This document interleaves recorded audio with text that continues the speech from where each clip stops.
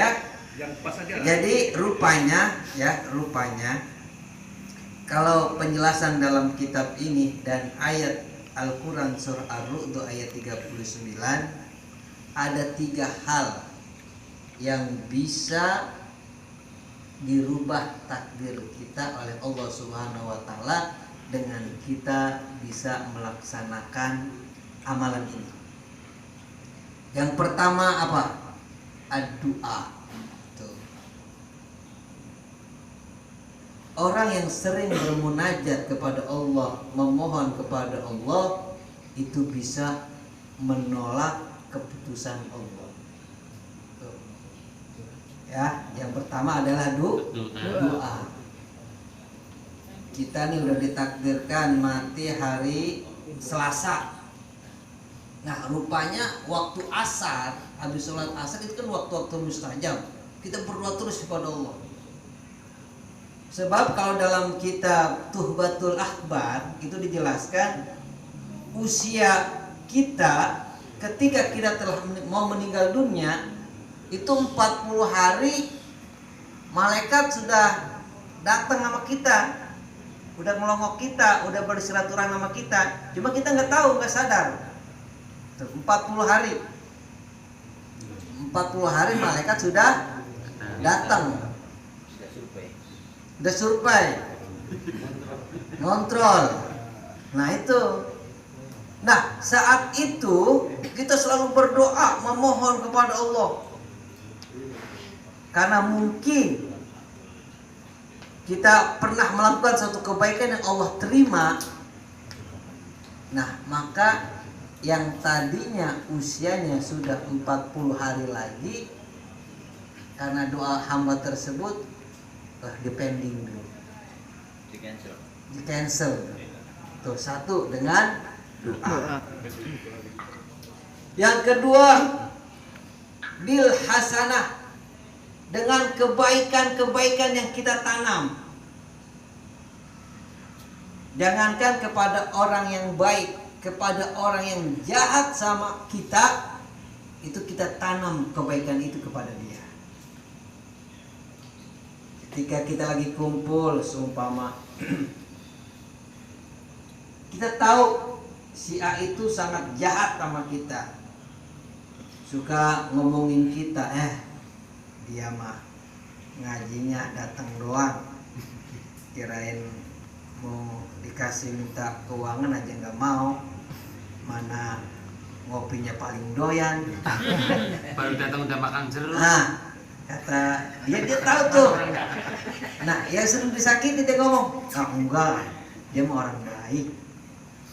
Dia selalu husnuzon kepada temannya, kepada saudaranya, kepada orang yang pernah menyakiti dia, pokoknya dia husnuzon.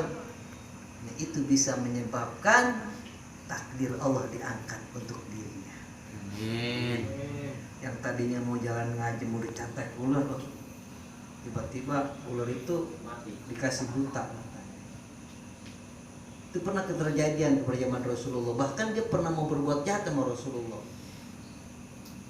Orang tersebut mau kerja, ketika kerja ketemu Rasulullah, dia berdoa,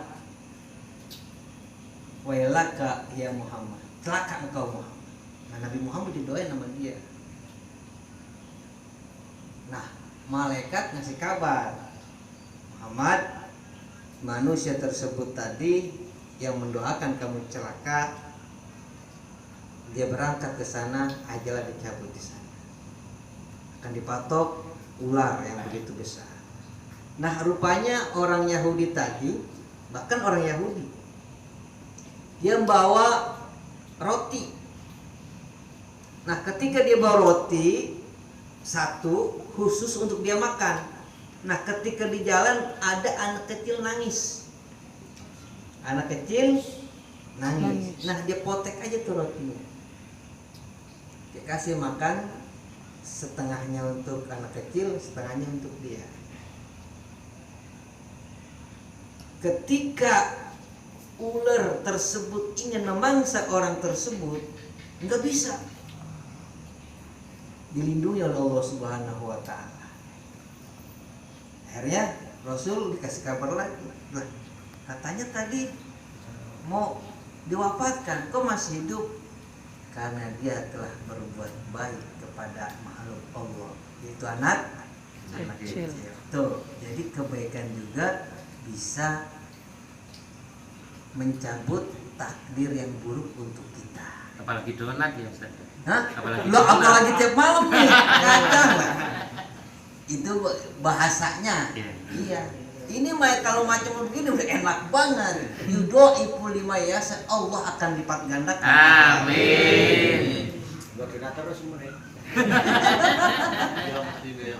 Nah, yang ketiga, masuk pada pembahasan kita, yaitu adalah menjaga tali silaturahmi. Subhanallah.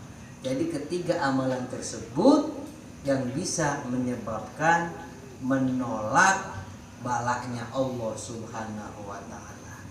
Doa, kebaikan, dan kita menjaga tali silaturahmi di antara kita. Dan terus terang ya, bahaya orang yang sudah Allah kasih bina kumpulan kayak gini ini enggak sembarangan orang dan enggak semua orang bisa. Makanya ancamannya berat. Ya. Ketika Allah katakan wa rahmati wasi'at kulla syai'in, bahwasanya rahmat itu sangat luas dan menimpa siapa saja. Tapi khusus untuk orang yang telah dianugerahkan oleh Allah tali cinta tapi dia putuskan, orang tersebut tidak dapat. Satu. Yang kedua, ketika datang bulan puasa, di mana puasa tersebut turun rahmat Allah, kasih sayang Allah kepada seluruh makhluknya, bahkan binatang pun mendapatkan kasih sayang dari Allah Subhanahu wa taala, tapi orang tersebut tidak dapat. Dan yang terakhir nih, yang paling kejam, yang paling ekstrim, kalau bahasa orang sekarang, amalnya banyak, dia merasa ibadahnya bagus, tapi karena dia sudah dibentuk oleh Allah, sudah berteman dengan saudaranya, dengan temannya, dengan adiknya, tapi dia putuskan di tengah jalan. Apa kata Nabi menjelaskan? La yadkhulul jannata qati'ur rahmi. Tidak akan pernah masuk surga orang tersebut, yakni orang yang telah dibina, punya persaudaraan, punya ikatan, tapi dia putuskan di tengah jalan.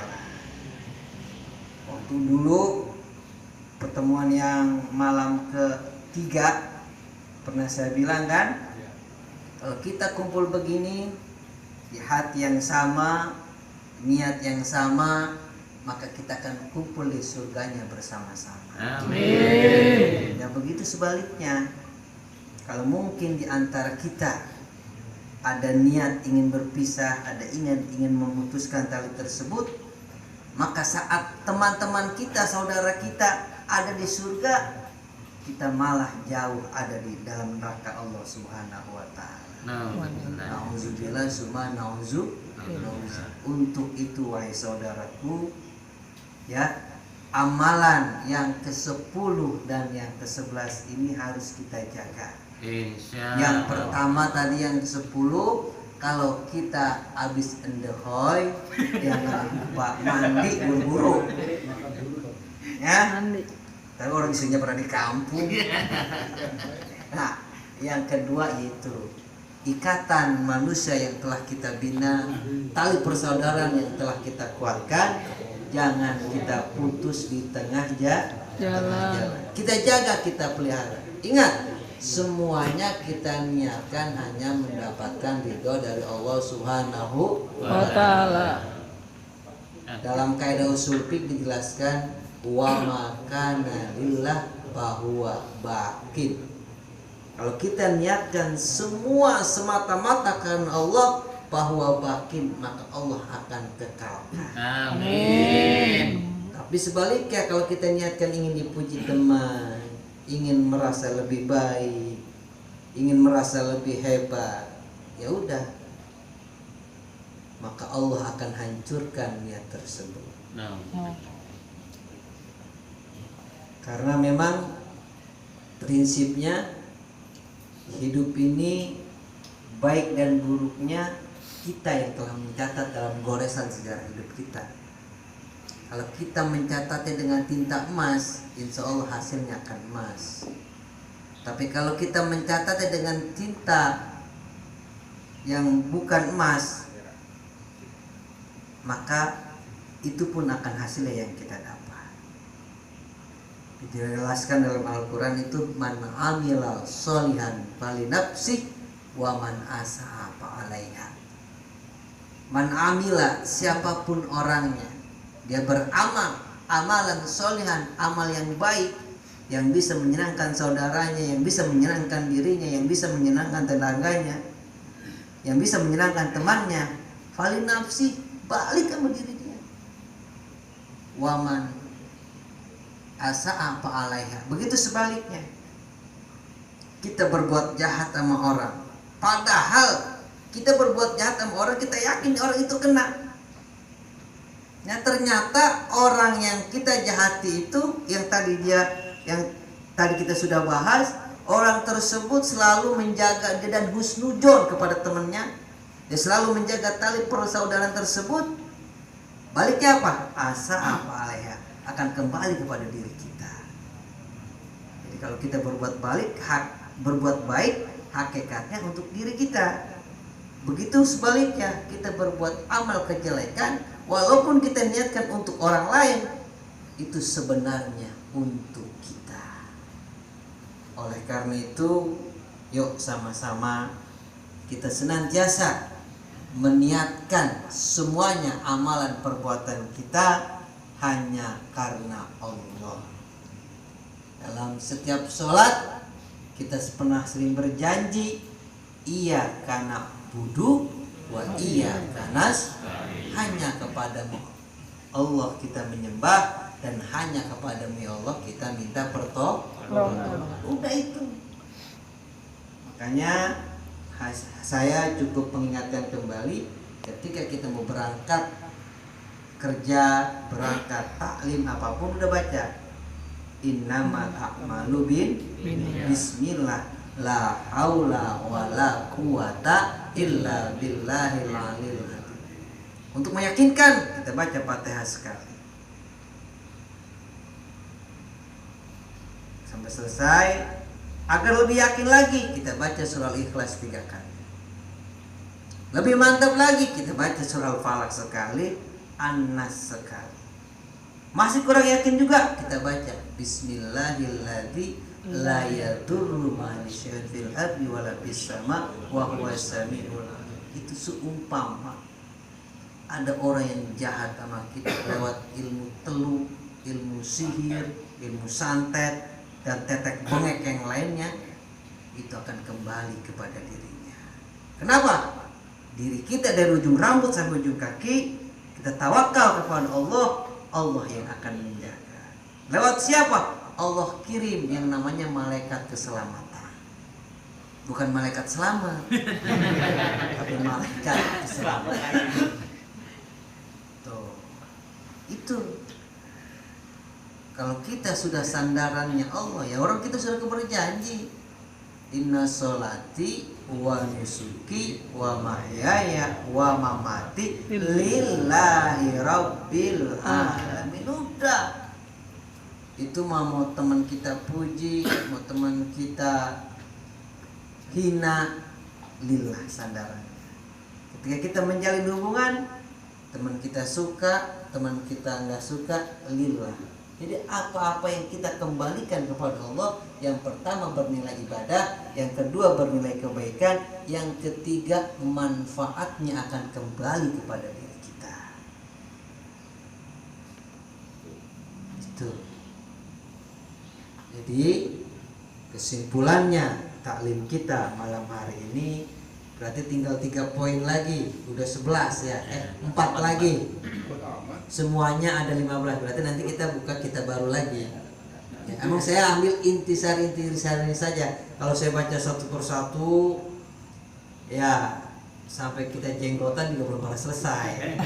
Jenuh juga. Ya, jadi jenuh. Jadi saya ambil intisari saja dari pembahasan kita, jadi supaya Allah Subhanahu wa taala senantiasa mencurahkan kasih sayangnya. Dalam hal ini pintu rezekinya Allah terbuka. Yang ke-10 tadi, kita kalau punya junub jangan kita buru-buru makan atau minum.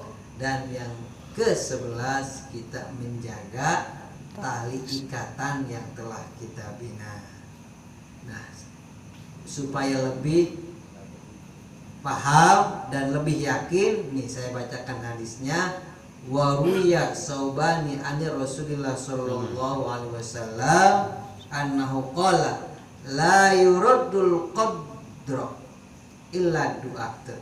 Tidak akan bisa menolak satu takdir kecuali dengan doa.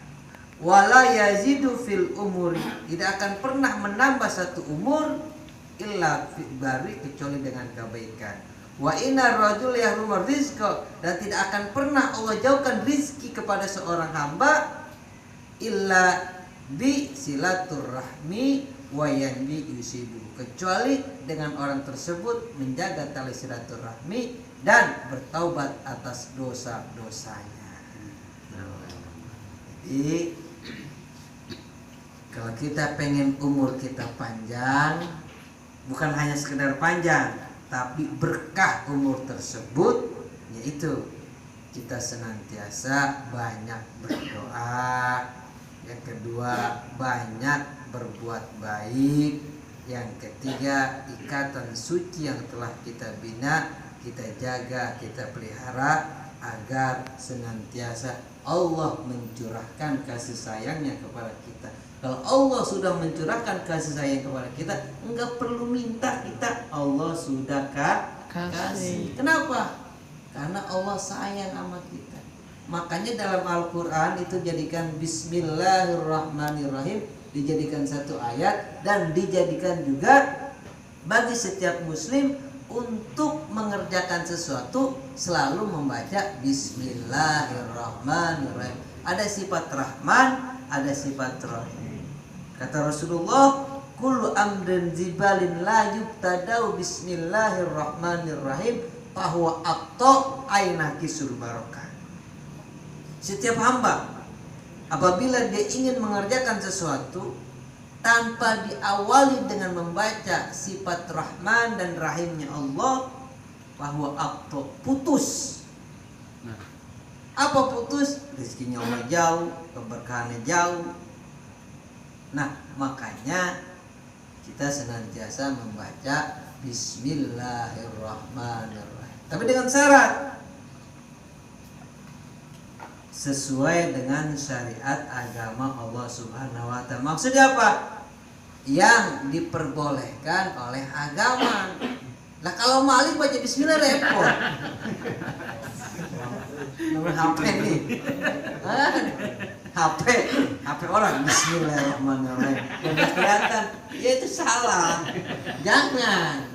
Pengertian kita setiap menjaga baca bismillah itu yang diperbolehkan oleh syariat. Ngintip bismillahirrahmanirrahim. Ya, untuk selanjutnya kita isi dengan tanya jawab. Mudah-mudahan bermanfaat. Amin.